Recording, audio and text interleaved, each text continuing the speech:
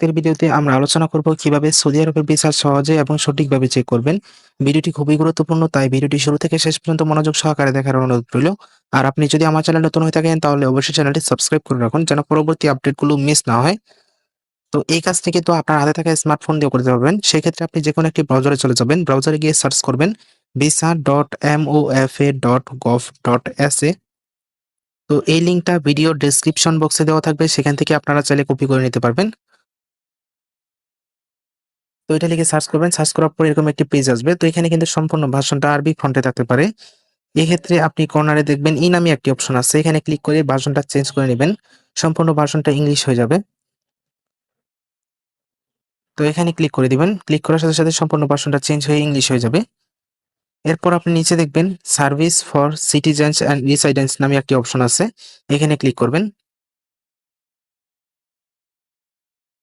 Click করার পর এরকম একটি পেজ আসবে, এখানে কর্নারে দেখবেন সার্চিং ফর সার্ভিস নামে একটি অপশন আছে, এখানে আপনি সার্চ করবেন FIND লিখে সার্চ করার পর এরকম একটি পেজ আসবে। ফাইন্ড অ্যাপ্লিকেন্ট ডাটা, এখানে অ্যাপ্লাই নামে যে অপশনটা আছে এখানে ক্লিক করবেন। ক্লিক করার পর এখানে আপনার কাঙ্ক্ষিত পাসপোর্ট নাম্বারটি দিয়ে দিবেন।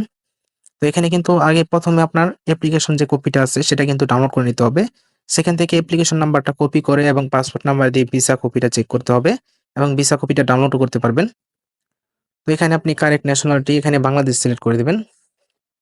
সিলেক্ট করার পর এখানে ভিসা টাইপ, এখানে যদি কাজের জন্য হয়ে থাকে তাহলে ওয়ার্ক সিলেক্ট করে দিবেন। আর উমরার জন্য হয়ে থাকলে উমরা, কাজের জন্য হয়ে থাকলে ওয়ার্ক সিলেক্ট করে দিবেন। সিলেক্ট করার পর এখানে ভিসা ইস্যু, এখানে ঢাকা সিলেক্ট করে দিবেন। তো এখানে ঢাকা সিলেক্ট করার পর এখানে ক্যাপচাটা পূরণ করে দিবেন। তো এখানে ইমেজে যে কোডগুলো আছে এখানে টাইপ করে দিবেন। টাইপ করার পর কর্নারে দেখবেন সার্চ নামে একটি অপশন আছে, এখানে সার্চ করবেন। সার্চ করার সাথে সাথে আপনার সামনে অ্যাপ্লিকেশন কপিটা শো করবে। তো এখানে আপনি কর্নারে দেখবেন অ্যাপ্লিকেশন নাম্বার একটি নাম্বার আছে, এখান থেকে এই নাম্বারটা আপনি কপি করে নিতে পারবেন। তো আপনারা চাইলে এটা কিন্তু প্রিন্ট করে নিতে পারবেন, সেক্ষেত্রে আপনি কন্ট্রোল পি দিয়ে কাগজটা প্রিন্ট করে নিতে পারবেন। তো অ্যাপ্লিকেশন কপি যদি প্রিন্ট করে নেন তাহলে ভালো হবে।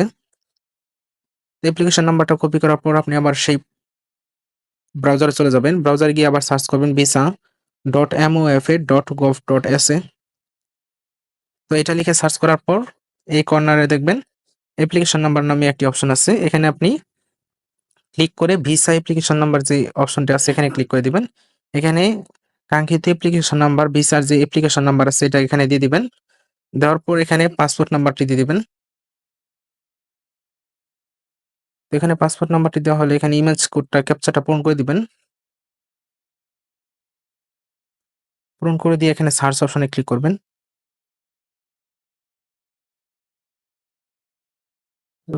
সার্চ অপশনে ক্লিক করার সাথে সাথে আমরা ভিসাটি শো করবে, দেখতেই পাচ্ছেন ভিসাটি অলরেডি শো করছে। তো এই ভিসাটি যদি এই ওয়েবসাইটে ভিসা প্ল্যাটফর্মে যদি না থাকে তাহলে বুঝে নেবেন আপনার ভিসাটি হয় নাই।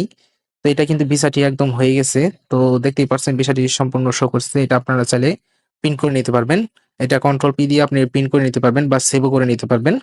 তো দেখতেই পাচ্ছেন যদি ভিডিওটি ভালো লাগে অবশ্যই ভিডিওতে লাইক করবেন, যারা চ্যানেলটিতে নতুন চ্যানেলটি সাবস্ক্রাইব করে রাখবেন।